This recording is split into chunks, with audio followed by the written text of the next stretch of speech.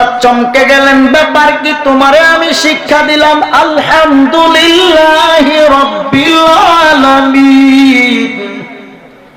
তুমি দিয়ে এর থেকে এক আয়াত আগেই পড়ে ফেললা। তুমি শিখলা কোথা থেকে? আগে কোন মাদ্রাসায় পড়েছো নাকি? আব্দুল কাদের বলেন, না না, কোন মাদ্রাসায় আমি পড়ি নাই। পরের দিন আব্দুল কাদেরের মায়ের কাছে আব্দুল কাদেরের উস্তাদ যাইয়া বলে, ও মা, তোমার সন্তানকে আগে কোন মাদ্রাসায় পড়াইছো নাকি? আম্মা জান উম্মুল খায়ের ফাতেমা ডেকে বলেন, হুজুর না না, বলে আমার সন্তান কি কোনো অন্যায় করেছে নাকি? এবার আব্দুল কাদেরের মা এই প্রশ্ন করার পর উস্তাদ বলে, হ্যাঁ, অনেক বড় অন্যায় করেছে। কেমন অন্যায়? তোমার সন্তান, আমি পড়লাম এক আয়াত, প্রথম আয়াত পড়ার পরে আমি বলার আগেই দ্বিতীয় আয়াত তোমার সন্তান পড়ে দিয়েছে।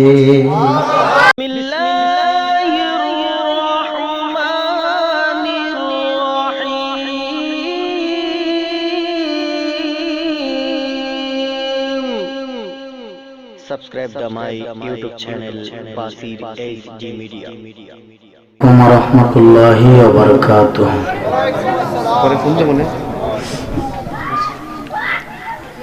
আসসালাতু ওয়াসসালামু আলাইকা ইয়া রাসূলুল্লাহ। আসসালাতু ওয়াসসালামু আলাইকা ইয়া হাবিবাল্লাহ।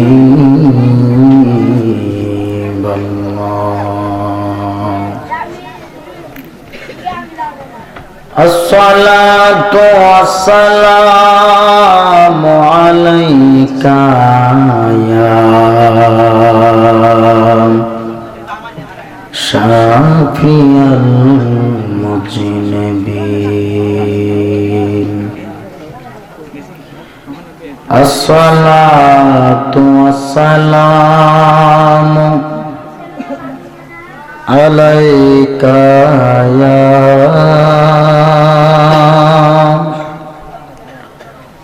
রাহমাতাল লিল আলামিন। ওয়াসসালাতু ওয়াসসালামু আলা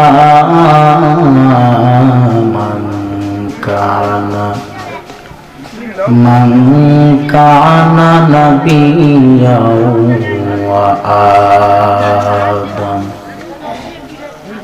ওয়া আদম বাইনাল মা'i ওয়াত-তিন।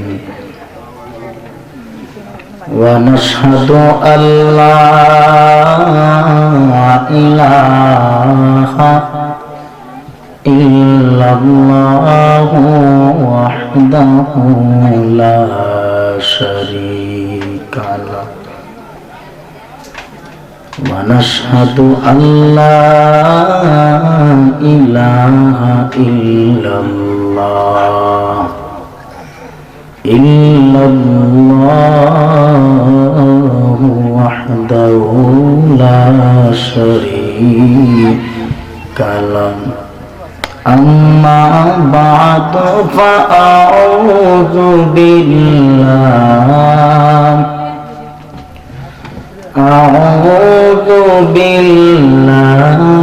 من الشيطان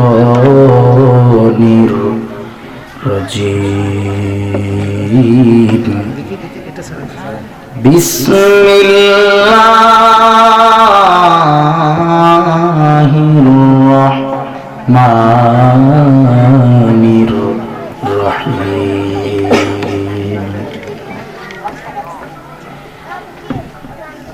ألا إن أولياء الله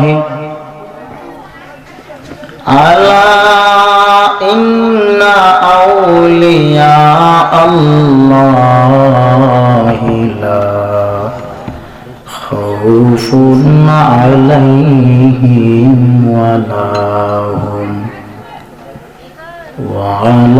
هم يحزنون في آيات أخرى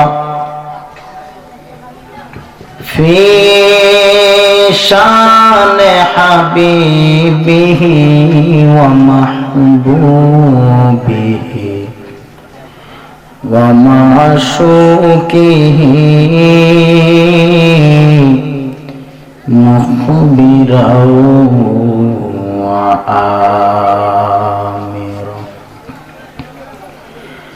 إن الله وملائكته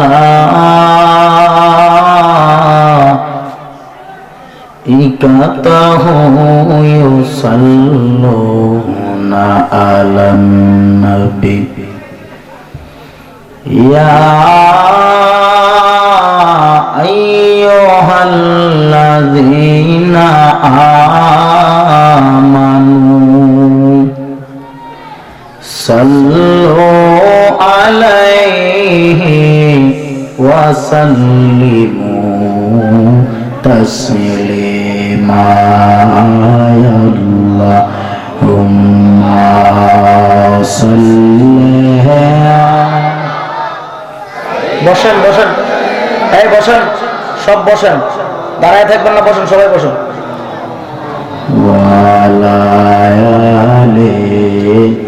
দাঁড়ায় আছেন কেন বলার পরেও বসেন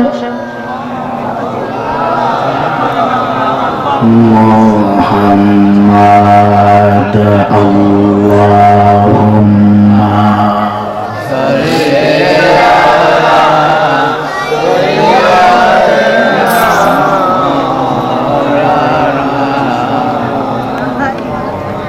কবর হবে ফুল বাগিচা যদি নবীর প্রেম থাকে জাহান্নামী হবে তুমি জাহান্নামী হবে তুমি নবীজিকে না মানিলে সময় থাকতে চিনো মন রে নূর নবী মুস্তাফা আল্লাহুম্মা সাল্লি সাইয়্যিদিনা মাওলানা ওয়া আলা আলি সাইয়্যিদিনা মাওলানা بذكر شهر جبيني در خلوشاس ولدانا دریمانا کے گمشاس نبلبل برعلش تسبیح کھانیس کہ ہر کارک باشی ریخانیس ذکر حق آمد کے زائی روح رو مرحم آمد دل مج روح را لا الہ الا اللہ لا الہ الا اللہ لا الہ الا اللہ لا الہ الا اللہ لا الہ الا اللہ لا الہ الا اللہ لا الہ الا اللہ لا الہ الا ইলাহা লা ইলাহা ইল্লাল্লাহ লা ইলাহা ইল্লাল্লাহ লা ইলাহা ইল্লাল্লাহ লা ইলাহা হাসবি রাব্বি জাল্লাল্লাহ মা ফি কলবি গায়রুল্লাহ হাসবি রাব্বি জাল্লাল্লাহ মা ফি কলবি গায়রুল্লাহ নূর মুহাম্মদ সাল্লাল্লাহ লা ইলাহা ইল্লাল্লাহ লা ইলাহা ইল্লাল্লাহ লা ইলাহা সবাই আগে আসেন, সামনে আগান। ইলাহা জিকিরের সাথে সাথে সবাই সামনের দিকে আগে আসেন। ইল্লাল্লাহ লা ইলাহা ইল্লাল্লাহ লা ইলাহা আসেন আসেন সামনে আসেন। লা ইলাহা ইল্লাল্লাহ লা ইলাহা কেউ কথা না বলি লা ইলাহা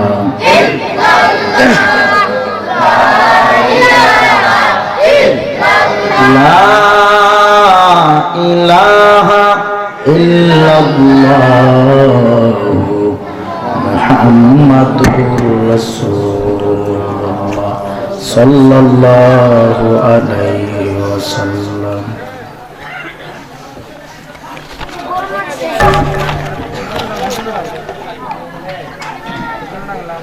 দক্ষিণ স্নানঘাট নওয়াবাড়ি খাজা গরিবে নওয়াজ হযরত মাইনুদ্দিন চিশতি সঞ্জারি আজমেরি রহমতুল্লাহ আলাইহি যুব সংঘের উদ্যোগে 26শে জানুয়ারি দ্বিতীয় বার্ষিক রোজ মঙ্গলবার সুন্নি মহাসম্মেলনের উপস্থিত সম্মানিত সভাপতি, প্রধান অতিথি, বিশেষ অতিথিবৃন্দ, মুআজ্জাজ মুকাররম জাতির মাতার মুকুট ওয়ারাসাতুল আম্বিয়া হযরত উলামায়ে কেরাম, উলামায়ে আহলে সুন্নাহ, দূর দূরান্ত থেকে আগত আল্লাহ পাকের আশিকিন, জাকিরিন, শাকিরিন, মুহিব্বিন, মুরব্বিয়ানে আজম, কলিজার টুকরা সমবয়সী বন্ধুগণ, স্কুল, কলেজ, ইউনিভার্সিটি, মাদ্রাসার ছাত্র ভাইয়েরা, পর্দার অন্তরালে অবস্থানরত শ্রদ্ধেয় সম্মানিত মা ও বোনেরা, লাখো কোটি শুকর ও সুজুদ যে মহান রব্বুল আলামিনের উপর, যিনি আমাদের সৃষ্টিকর্তা, যে আল্লাহ পাক অতি মায়া করে আপনি আমাকে বানিয়েছেন, যে আল্লাহ অতি দয়া করে আজকের মাহফিলে সবাইকে বসার তৌফিক দিয়েছেন, এজন্য কালিমাতুশ শুকর উচ্চারণ করি আলহামদুলিল্লাহ।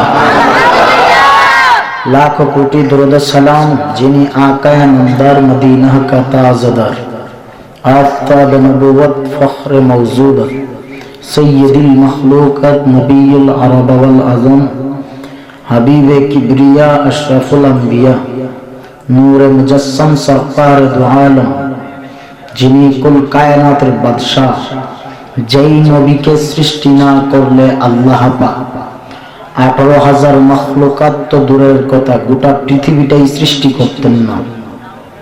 সেই নবীর উপর লক্ষ কোটি দরুদ সালাম জানিয়ে আজকের আলোচনা শুরু হচ্ছে। আপনারা মনোযোগ ও ধৈর্যের সহিত বসবেন।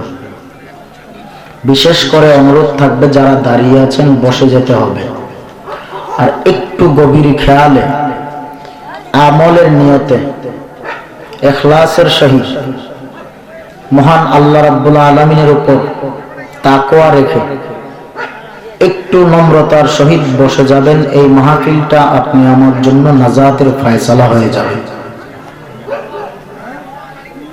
সবাই এদিকে ফলো করেন, আর একটু পরে পরে এদিকে স্লোগান দেয় কেন এত স্লোগান? আমি যে স্টেজে আসছি আমার স্লোগান দিতে চাই নাই, আমি তো স্লোগান দিতে বন্ধ করে দিচ্ছি। বলছি না, স্লোগান দেন কেন? আলেমরা ওয়াজ করতেছে, এগুলো ডিস্টার্ব হতে। আমরা সবাই ধৈর্যের সহিত বসবো, যতক্ষণ আলোচনা হবে আর যতক্ষণ আপনারা শুনবেন একটু ধৈর্য নিয়ে বসবেন। আজকের মাহফিলটা জীবনের গুনাহ মাফের জরিয়া হয়ে যাবে।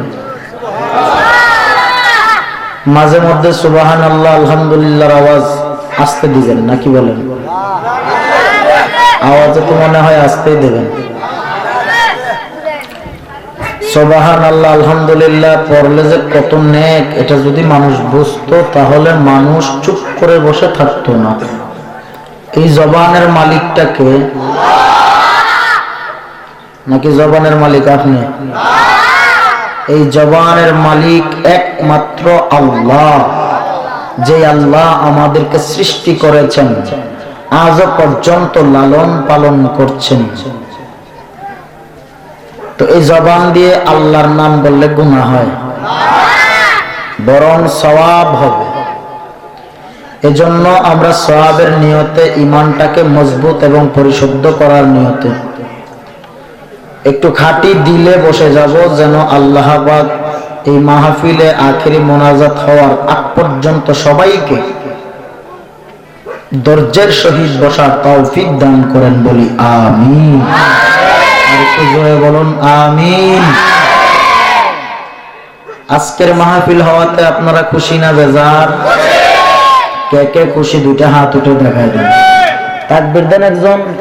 নারে তাকবীর, আল্লাহু আকবার, নারে রিসালাত, ইয়া রাসূলুল্লাহ, আহলে সুন্নাত ওয়াল জামাত, জিন্দাবাদ জিন্দাবাদ, আহলে সুন্নাত ওয়াল জামাত, জিন্দাবাদ জিন্দাবাদ, আল কোরআনের আলো, গড়ে গড়ে জিন্দাবাদ, আল হাদিসের আলো, গড়ে গড়ে।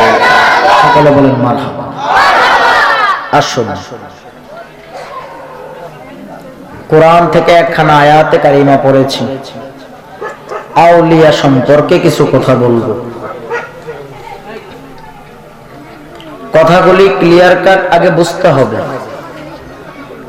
আলোচনার ভিতরে আপনি আগে বুঝতে হবে বক্তা কি বলে, তারপরে আপনি এগুলা বিশ্লেষণ করবেন, যাচাই করবেন। হুট করে এসব ওয়াজের ভিতরে প্রশ্ন দিয়ে বসে কেন? যাই হোক, আমরা সবাই খালেস অন্তরে বসবো। আল্লাহ পাক রব্বুল আলামিন কোরআনে বলেন, আলা ইন্না আউলিয়া আল্লাহি লা খাউফুন আলাইহিম ওয়ালা হুম ইয়াহজানুন। আল্লাহ রব্বুল আলামিন যাদেরকে পছন্দ করেন, যাদেরকে ভালোবাসেন, তারাই আল্লাহর প্রিয় ব্যক্তি, আল্লাহর প্রিয় বন্ধু। আর আল্লাহর প্রিয় বন্ধু যারা হবে, প্রিয় ব্যক্তি যারা হবে, তাদের দুনিয়াতেও কোনো চিন্তা নাই, পরকালেও কোনো চিন্তা নাই। এখন আল্লাহর প্রিয় বন্ধু যদি হতে চাও, আউলিয়া আল্লাহ, তাহলে কি করা লাগবে? নবীর মহাব্বত ছেড়ে নাকি ধরে? নবীর মহাব্বত ছেড়ে পারবেন আল্লাহর বন্ধু হতে? তাহলে আসুন আল্লাহ কি বলে, ওয়ামা আরসালনাকা ইল্লা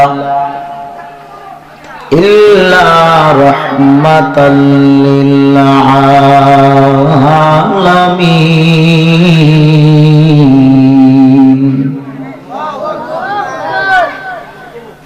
আল্লাহ রাব্বুল আলামিন বলেন, আমি আল্লাহ হলাম তামাম জগতের রব। আর আমি আল্লাহ এই দুনিয়ায় একজন রহমাতুল লিল আলামিন পাঠাইলাম, তিনি হলেন তামাম জগতের রহমত। কেমন সেই নবী আমার, যেই নবীকে আমার আল্লাহ রাব্বুল আলামিন গোটা জগতের রহমত বানায়া পাঠাইলেন। আর মানুষের বাচ্চা হইয়া ওই নবীরে আমগো মতো মানুষ কয়। কেমন সেই নবী আমার, যেই নবীর জীবনে খানার জন্য কোনোদিন চোখের পানি ছেড়ে কাঁদেন নাই, যেই নবী কোনোদিন ভালো বাড়ি গাড়ি বিছানার জন্য কাঁদেন নাই, যেই নবীর জীবনে কোনোদিন বাবা হারা ব্যথায় মা হারা ব্যথায় কাঁদেন নাই, ওই নবী আজও পর্যন্ত গুনাহগার উম্মতের মায়াই কাঁদে।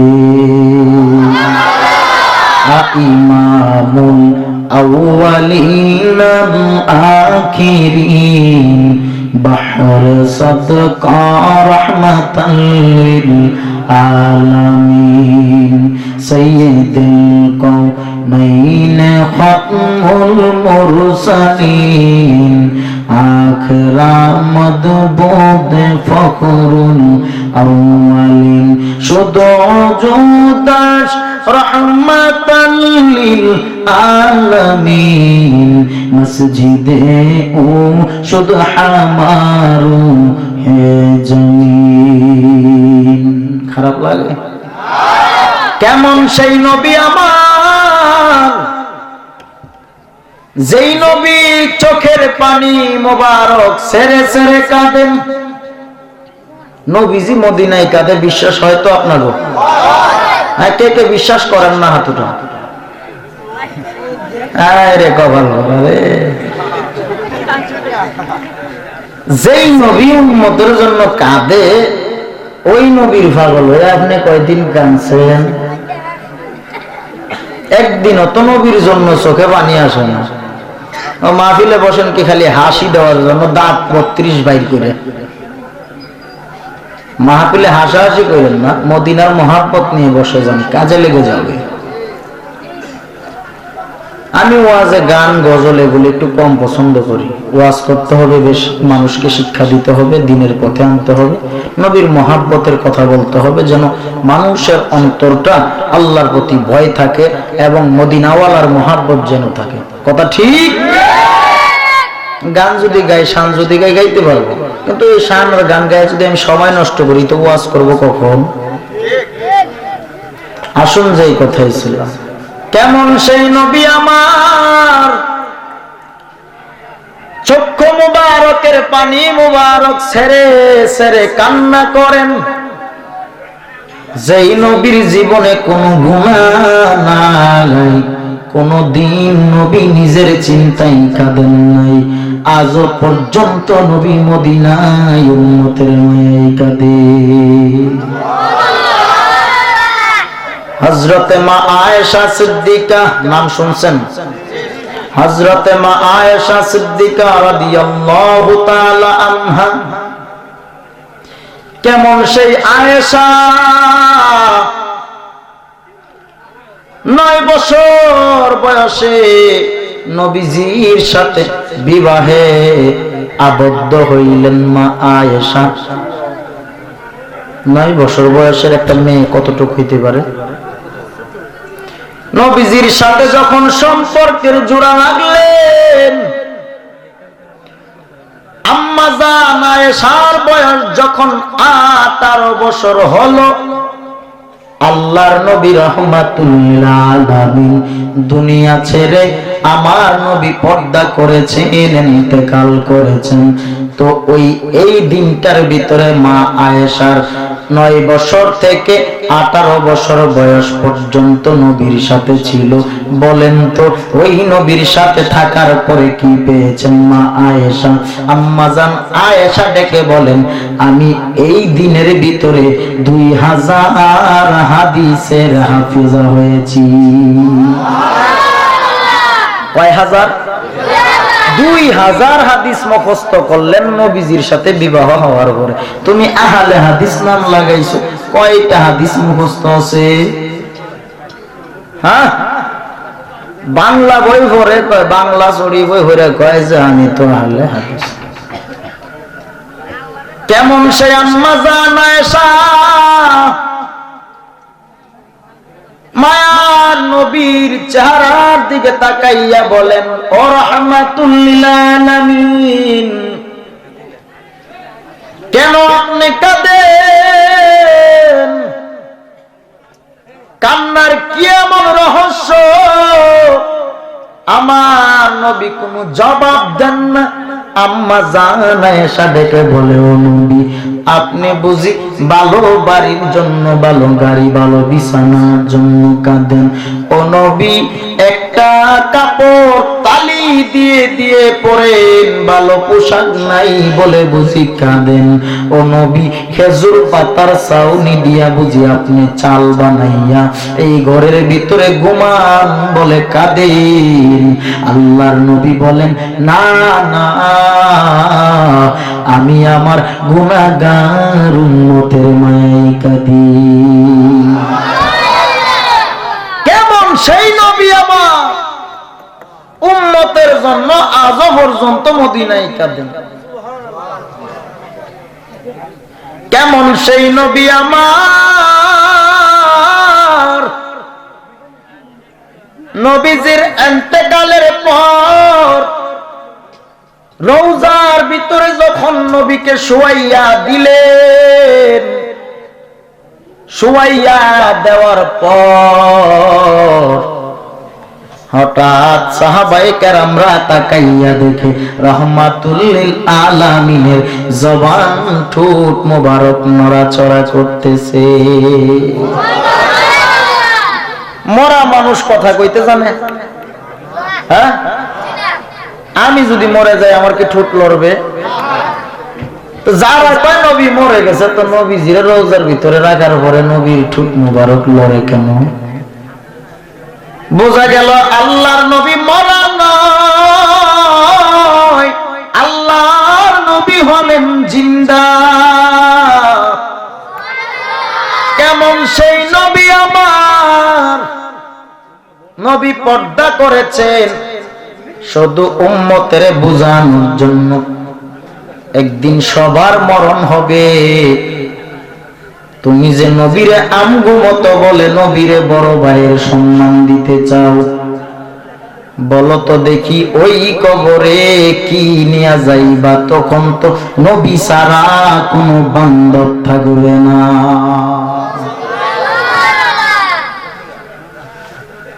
এরে আমার যুবক ভাইয়েরা, মুরব্বী বাবাজিরা, একটু দিলটাকে নরম করে বসে যান। জানি না আজকের মাহফিল কার জন্য জানি জীবনের শেষ মাহফিল হয়ে যায়। এই জীবনে কত অন্যায় করেছো, কত গুনাহ করেছো, কেউ জানেন না, জানেন কে? তো ওই আল্লাহর কাঠ গড়াই যেদিন দাঁড়াইবেন,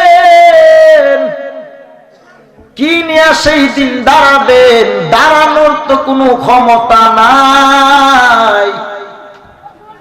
এরে নবীর উম্মতের দল, যেই নবীর এত দাম, ওই নবীর সাথে সম্পর্কটা যদি গভীর করে রাখতে পারো, নবী তুমি উম্মত ছাড়া জান্নাতে যাবে না।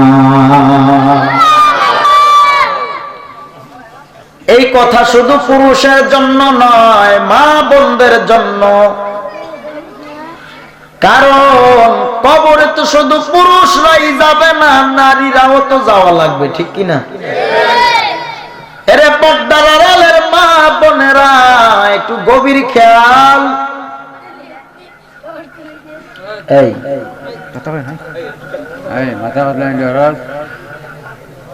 একটু গভীর মনোযোগ নিয়ে বসে যান। এরে আমার মা বোনেরা, মাইকের আওয়াজ যারা শুনতেছেন, একটু গভীর খেয়াল করে শুনবেন রে মা বোনেরা।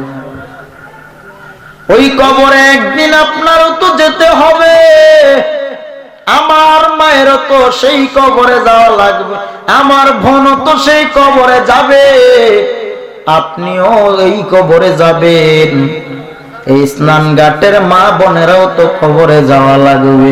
এরে মা বোনেরা, ওই কবরে কি নিয়ে যাবেন?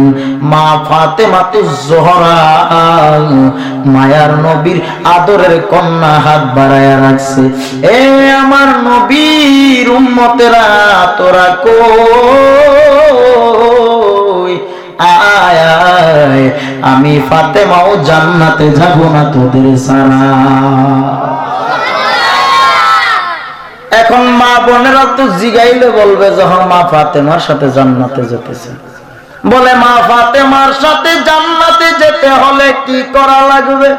এবার আসুন, আম্মা জান ফাতেমার সাথে যদি জান্নাতে যেতে চাও তাহলে তুমি তোমার পর্দা করে চলা লাগবে, স্বামীর কথা মতো চলা লাগবে। আর সারাদিন যদি স্টার জলসা আর জি বাংলার চ্যানেলে মুখ দেখাইয়া রাখো, শুধু সিনেমা আর নাটক নিয়ে বসে থাকো, তুমি যে সন্তান জন্ম দিবা তোমার সন্তানও তো স্টার জলসা আর জি বাংলার মতোই হবে। আর যদি এর মা পর্দা করে চলতাম, তোমার গর্ভে সন্তান থাকা অবস্থায় যদি তুমি কুরআন নিয়ে বসতা, তোমার সন্তান বড় পীর আব্দুল কাদের জিলানীর মতো ওলি হয়ে আসবে। কেমন সেই বড় পীর আব্দুল কাদের জিলানী, যে আব্দুল কাদের জিলানী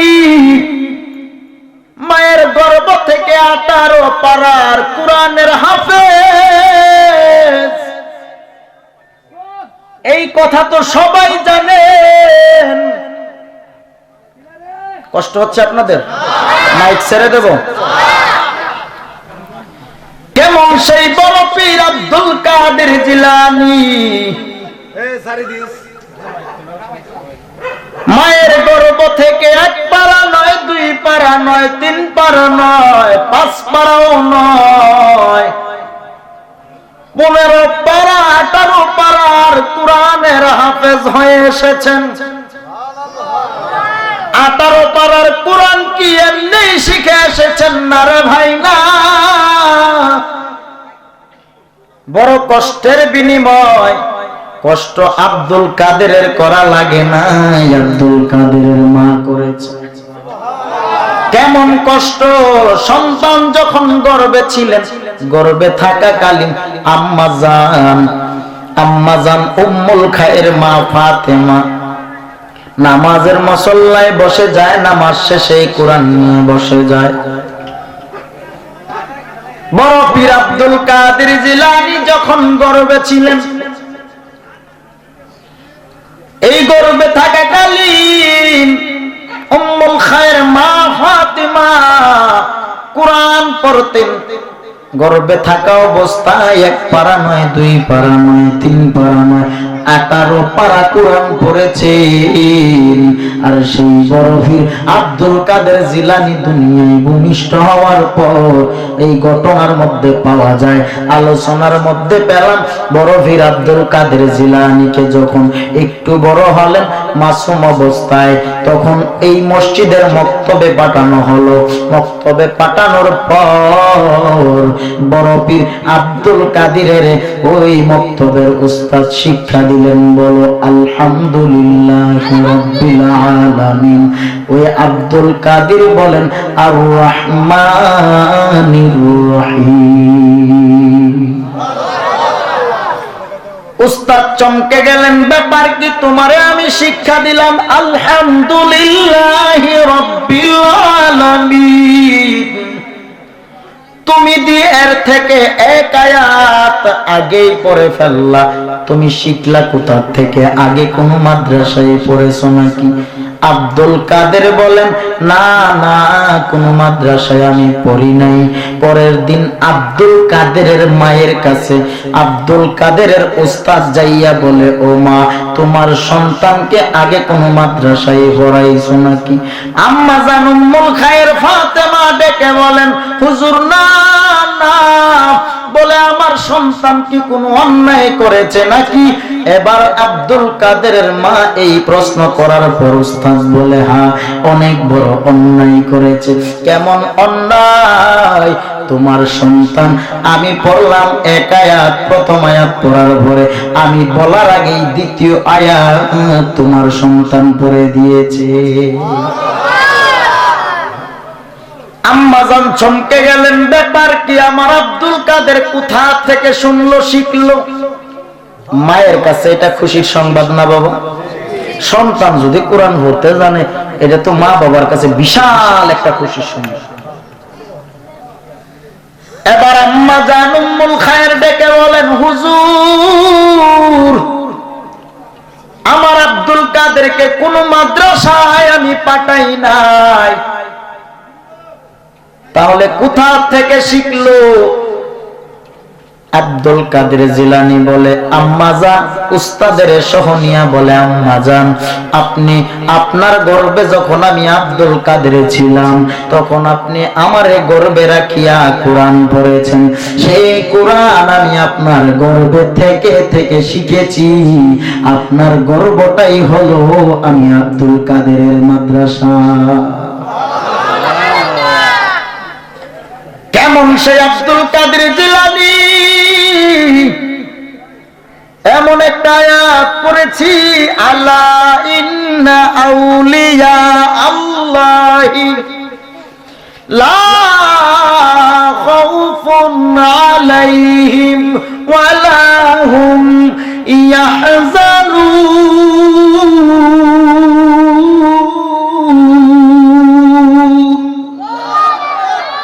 কেমন সেই আব্দুল কাদের জিলানী? আল্লাহ রাব্বুল আলামিন আউলিয়া সম্পর্কে বলেন, আলা, সাবধান, ইন্না, নিশ্চয়, আউলিয়া আল্লাহ, আমি আল্লাহর বন্ধু যারা হবে, লা খাউফুন আলাইহিম ওয়ালা হুম ইয়াহজানুন। আল্লাহ রাব্বুল আলামিন বলেন, আমি আল্লাহর বন্ধু যারা হবে, লা খাউফুন, তাদের দুনিয়াতে কোনো চিন্তা নাই, আলাইহিম ওয়ালা হুম ইয়াহজানুন, তাদের পরকালেও কোনো চিন্তা নাই। সর্বপ্রথম আল্লাহ বলেন, আলা, সাবধান। সাবধান দিয়ে আমার আল্লাহ কি বুঝাইলেন? আল্লাহ বলেন, সাবধান, বেয়াদবি করিও না তাদের সাথে। ইন্না, নিশ্চয়, তারা হলেন আমার আল্লাহ বন্ধু, আউলিয়া আল্লাহ। এখন একদল আছে, তারা কয় মাজার লাথি মেরে ভেঙ্গে দাও, কয় কিনা? যারা বলবে মাজার ভেঙ্গে দাও, বুঝা গেল তারা আমার আল্লাহর কোরআন মানে না। মাজার তো ওলি আল্লাহর সম্মানী ব্যক্তির কবরটাই হলেন মাজার। এখন মাজারে দোষ করলো কি? বলে মাজারে পাগল ফকিররা গাঞ্জা খায়, এই জন্য মাজারের দোষ। আমি বলবো, পাগল গাঞ্জা খায়, তাহলে মাজার কেন ভাঙবে? ওই পাগলকে মাজার থেকে তারাও না কেন? যেই গাঞ্জা ঘোর পাগলে মাজারে গাঞ্জা খায়, পাগলের দোষ, গাঞ্জা ঘোরের দোষ, তুমি কেন অলির মাজার ভাঙ্গার কথা বলো? হ্যাঁ, কথা বল না কেন? মাজার দোষ করলো কি? এখন তুমি তো বলে বেশি দিন গেল না, বেশি দিন যায় নাই, বলছে মাজার ভেঙে দাও। হঠাৎ ফেসবুকের দিকে তাকাইয়া দেখি, ওই যেই ব্যক্তি বলছে মাজার ভেঙে দাও, আল্লাহর কুদরত বুঝা বড় দায়, তার পা যেন আস্তে আস্তে পচা শুরু করছে। আহুম ইয়াহজানুন। আল্লাহ রাব্বুল আলামিন যাদেরকে পছন্দ করেন, যাদেরকে ভালোবাসেন, তারাই আল্লাহর প্রিয় ব্যক্তি।